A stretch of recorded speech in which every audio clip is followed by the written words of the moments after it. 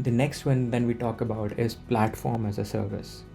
So platform as a service refers to a very basic and robust application that can be used to develop further applications on it.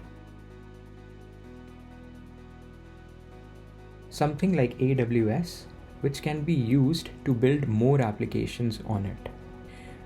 Once again, when an organization prefers to use platform of an external provider and pay monthly or annual subscription charges, then it is called platform as a service.